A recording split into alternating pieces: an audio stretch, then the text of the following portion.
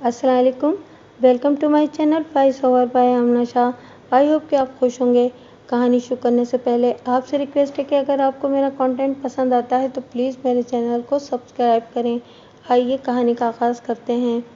गर्मियों की एक सुबह गांव वाले जागे तो ये खौफनाक खबर उनकी मुंतज़िर थी कि कट में एक जवां साल औरत की लाश पड़ी थी।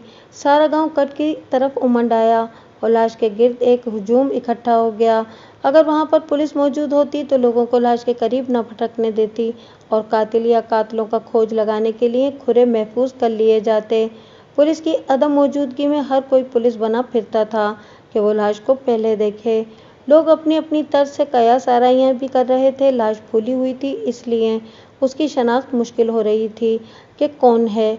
लाश के करीब अलग से दुपट्टा पड़ा हुआ था, एक जूता पाँव में और एक अलहदा पड़ा था। लाश की हालत से यूं लग रहा था कि औरत किसी दूसरी जगह कत्ल हुई है और कम से कम 3 दिन बाद रात के अंधेरे में ले जाकर उसे कट में फेंक दिया गया। मर्दों के साथ साथ औरतें भी लाश देखने गांव से निकल आई थीं। इस दौरान किसी औरत ने चिल्लाकर कहा कि अरे ये तो रहमू जुलाही है। तब लोगों ने फिर से जो लाश का चेहरा पहचानने की कोशिश की तो इस बात की तायद कर डाली कि हाँ, ये वही है। लाश छींट की फूलदार शलवार कमीज में थी जिसका रंग नीला था और पास पड़ा हुआ दुपट्टा भी इसी रंग का था।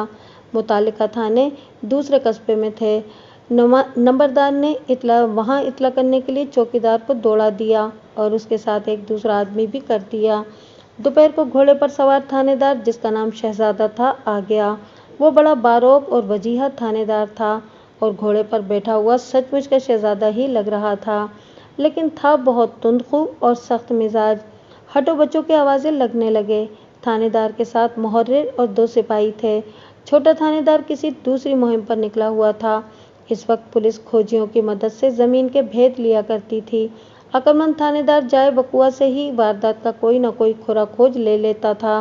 वो कत्लगाह का बगौर मुआयना करता, बाज़ औक़ात घास का मुड़ा हुआ एक तिनका कातिल की निशानदही कर डालता था। लेकिन यहाँ तो मामला ही दूसरा था। लोगों के हुजूम ने पुलिस के आने तक असल खुरे मलिया मेट कर दिए थे। सुबह से ये हुजूम लाश के गिर्द मंडला रहा था और अब वहाँ पर तमाशाइयों के सिर्फ अपने खुरे रह गए थे जो पुलिस के किसी काम के न थे। थानेदार के आ जाने पर उसकी दहशत और खौफ के मारे लोग इधर उधर खिसकने लगे। बाज होशियार और चालाक कातिल अक्सर औकात ऐसे हुजूम में खुद भी मौजूद होते हैं। वो पुलिस की कार्रवाई और नकलो हरकत का बगौर जायजा लेते रहते हैं। थानेदार ने लाश का नजरी मुआयना करने के बाद उसे उठवाकर पोस्टमार्टम के लिए करीब के कस्बे के हॉस्पिटल में भिजवा दिया और खुद गांव के पंचायत घर में डेरा जमा लिया। जब नंबरदार और गांव के बाज नुमाया लोग उसकी खिदमतगारी में लग गए तो थानेदार गांव के पंचायत घर में रौनक अफरोज हुआ। गांव का चौकीदार मौला बख्श मोची गायब पाया गया। थानेदार जब भी गांव देहात में आता तो 2 आदमियों की हाजिरी नहायत ज़रूरी हुआ करती थी और वो 2 थे, गांव का नंबरदार और चौकीदार। इन लोगों को थानेदार के प्रोटोकॉल के लिए हमा वक्त उसके पास रहना पड़ता था। मौला बख्श को पूरे नाम से कभी किसी ने नहीं बुलाया था, बल्कि इसे इसके आधे से भी आधे नाम से बुलाया जाता था और वो भी बिगड़ा हुआ नाम होता और साथ बड़े एहतमाम से मोची लगा दिया जाता। मौला बख्श कोई 2 घंटे की गैर हाजिरी के बाद शहजादा थानेदार की खिदमत में हाजिर हुआ तो उसने उसे डांटते हुए कहा कि फला फला के बच्चे, तुम किधर गए थे? मौला बख्श ने कहा कि सरकार, वो बात यह है कि आपकी बहन मौला बख्श की बीवी कुछ बीमार हो गई थी, मैं उसकी देखभाल करता रहा हूँ। मौला बख्श ने थानेदार को अपना साला बना दिया। शहजादा थानेदार मौला बख्श से अपनी नई निस्बत जानकर खिलखिलाकर हंस पड़ा और कहा, बहुत खूब भाई। मौला बख्श तो ये सब कुछ अपनी सादगी में कह गया था, लेकिन बात बहुत बड़ी कह गया था। नंबरदार की भी अक्सर खैर नहीं होती थी। उसके साथ भी तवेले की बला बंदर के सर वाली बात होती थी। अक्सर थानेदार नंबरदार की खूब मट्टी पलीत करते। किसी न किसी चीज़ में नुक्स निकालकर नंबरदार बेचारी की खूब बेइज्जती की जाती कि ये सब नंबरदार का कसूर है, जबकि चौकीदार तो रहता ही ज़ेर अताब था। लेकिन मौला बख्श ने थानेदार से रिश्ता जोड़कर हिसाब चुका दिया था। गरीब आदमी को कोई सीधे नाम से नहीं बुलाता। जितना कोई ज़ात का गरीब होता उतना ही उसका नाम बिगाड़ लिया जाता, बल्कि उसका असली नाम उससे छीन लिया जाता।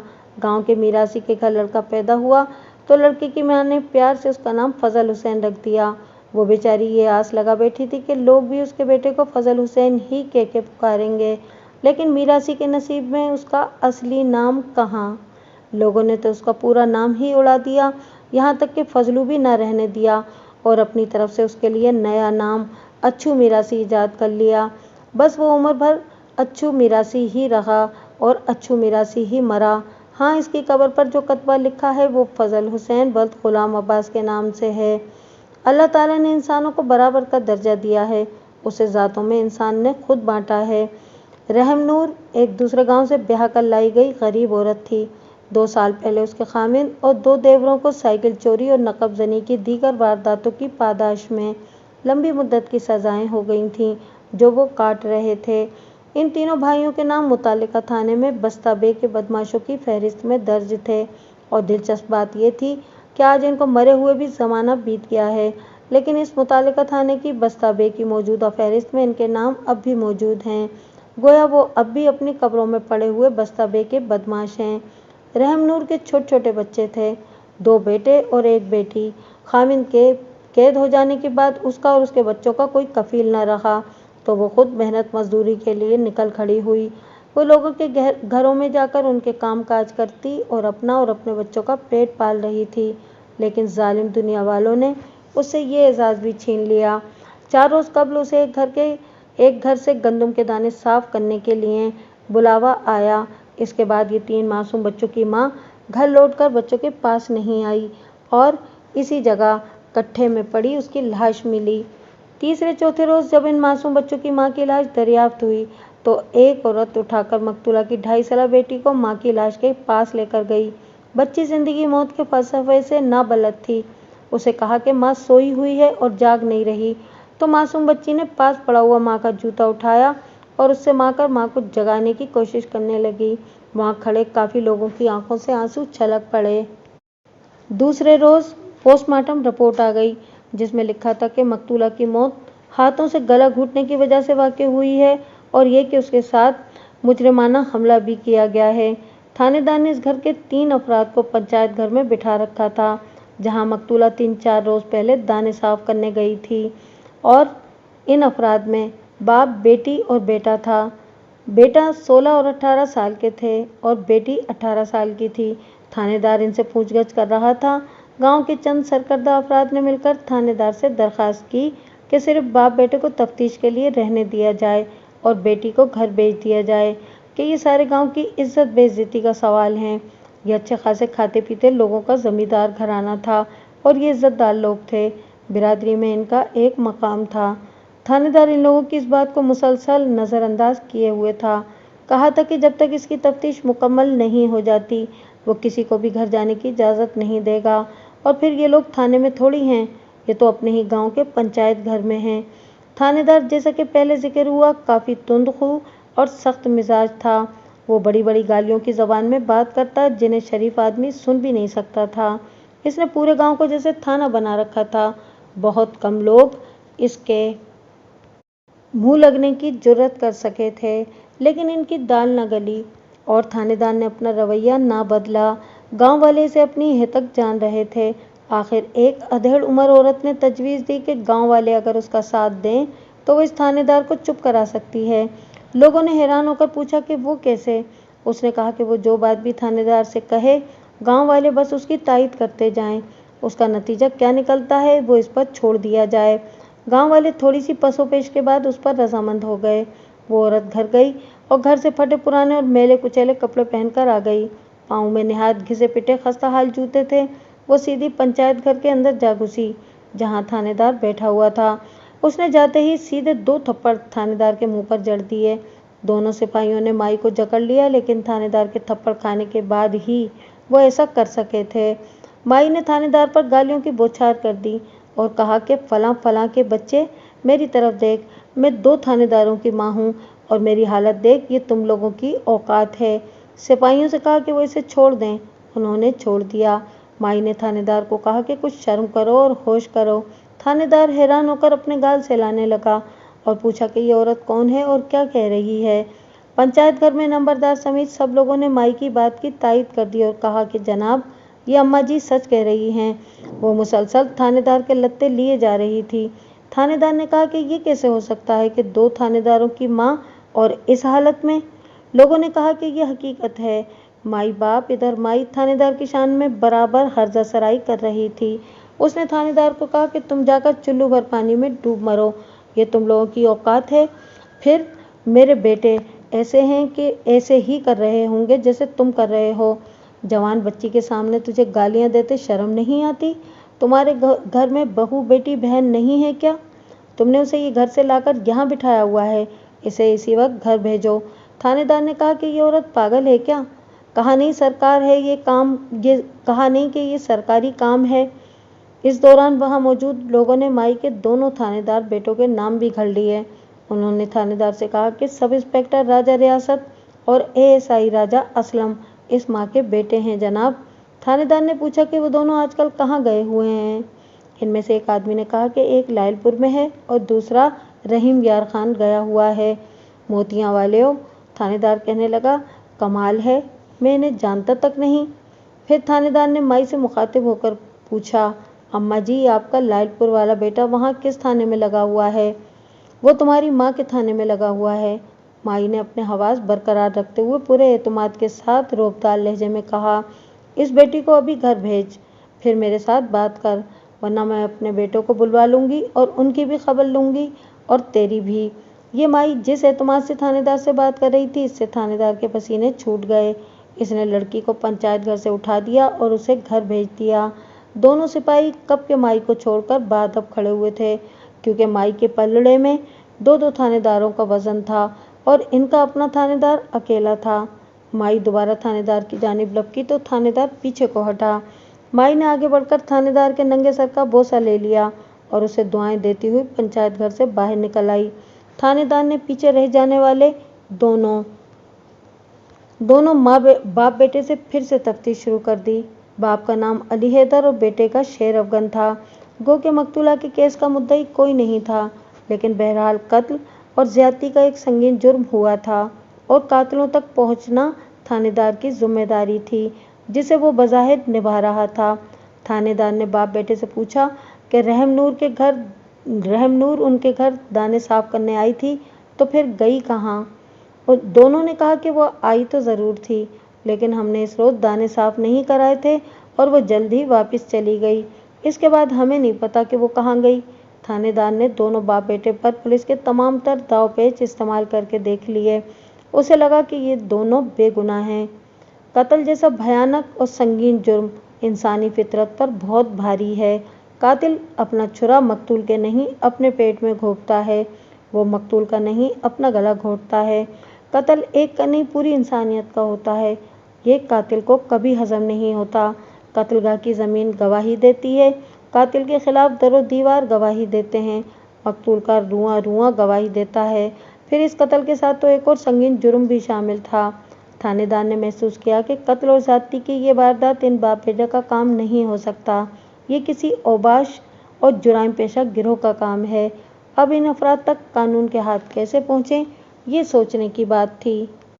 पुलिस को बाज़ औक़ात उलझी हुई रस्सी का सिरा आसानी से मिल जाता है और बाज़ औक़ात उसे इसके लिए पहाड़ खोदना पड़ता है।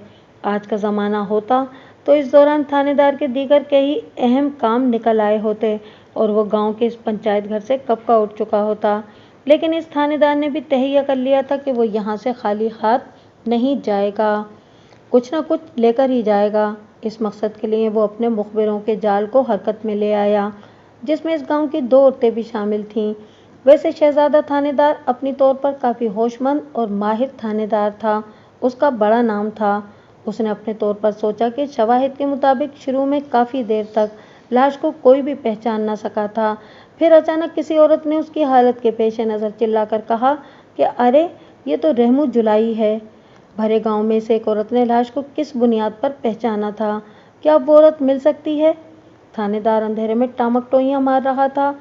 उसने दोनों मुखबिर औरतों को सामने बिठाकर बात की कि वो इस औरत का पता चलाएं जिसने सबसे पहले लाश पहचानी और कहा था कि रहमू जुलाई है।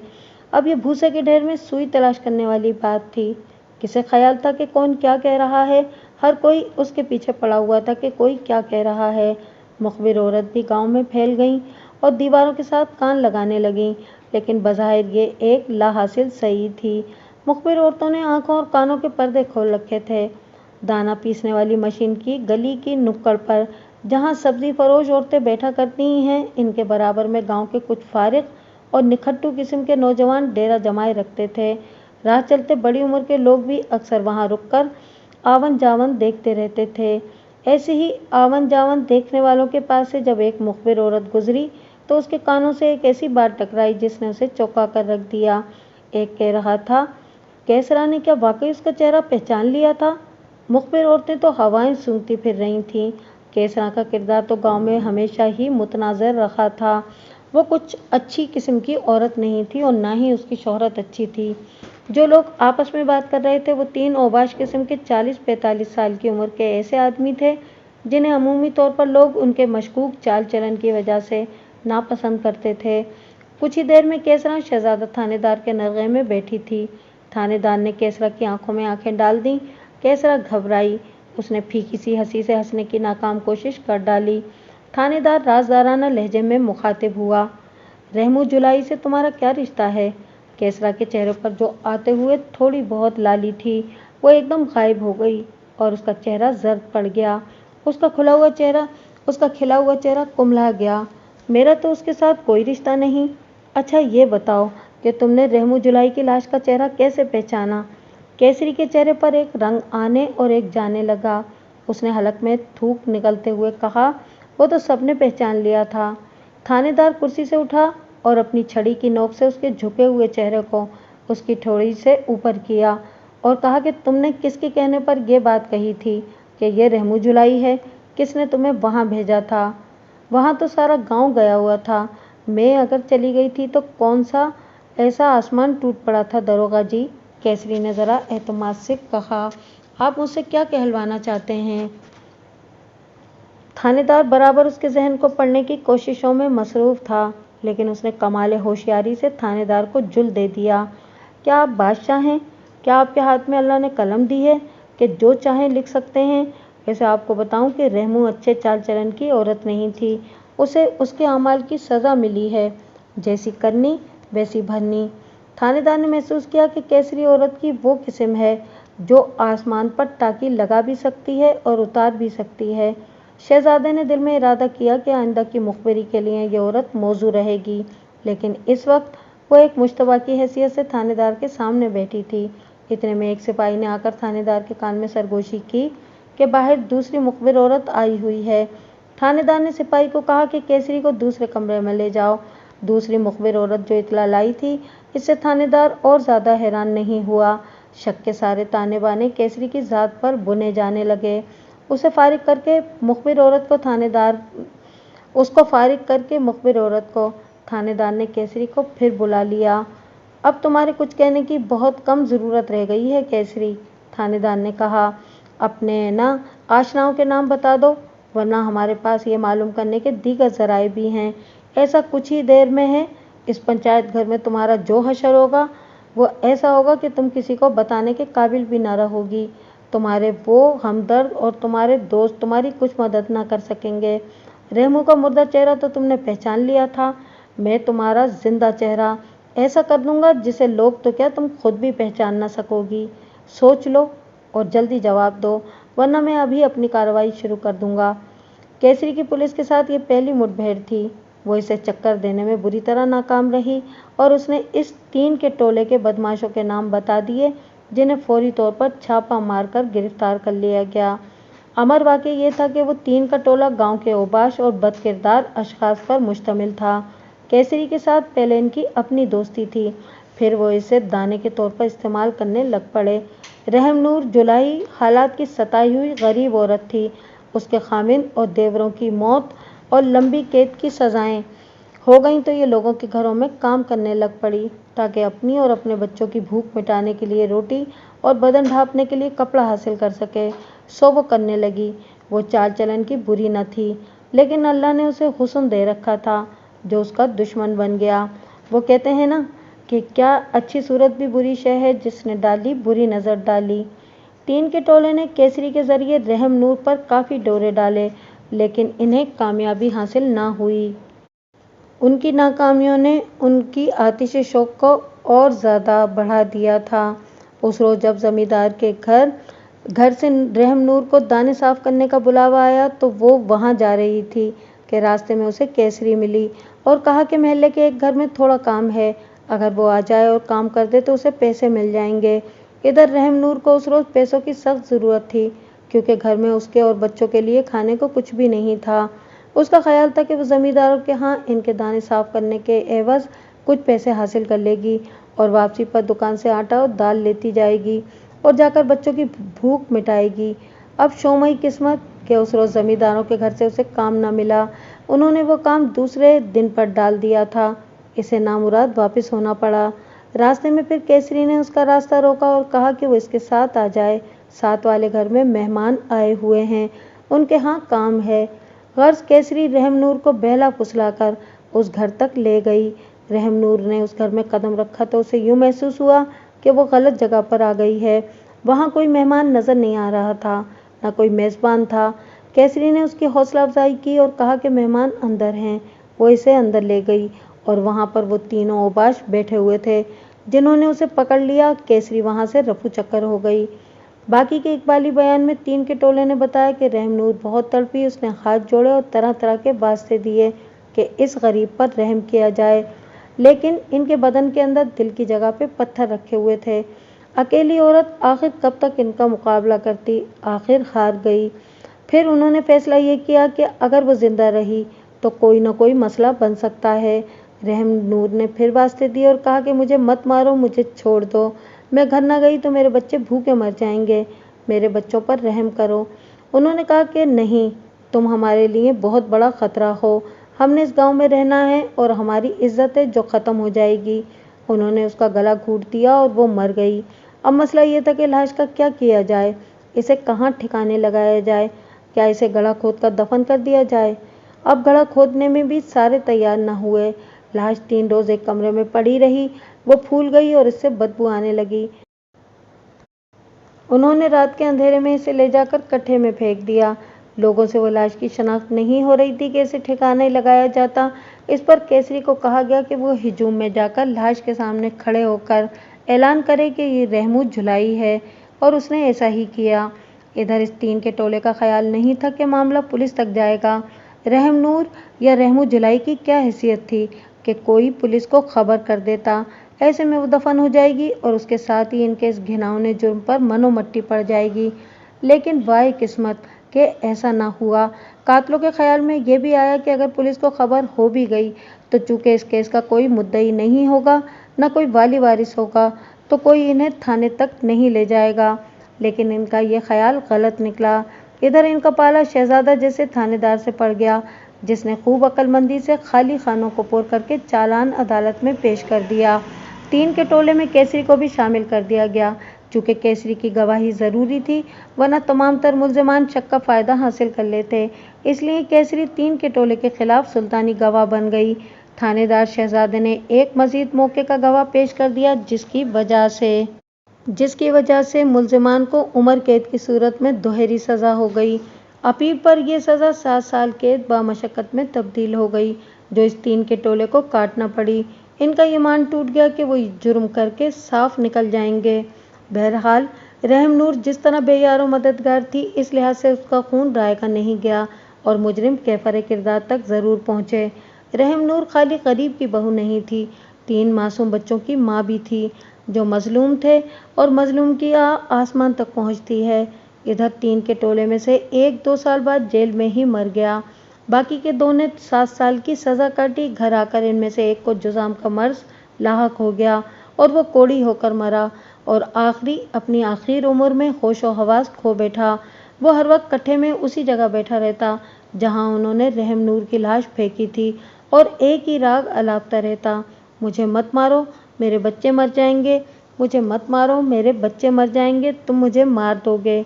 इधर केसरी भी गांव की गलियों में जिंदा लाश की तरह फिरती रही। वो जब मरी तो उसकी लाश पर रोने वाला कोई ना था।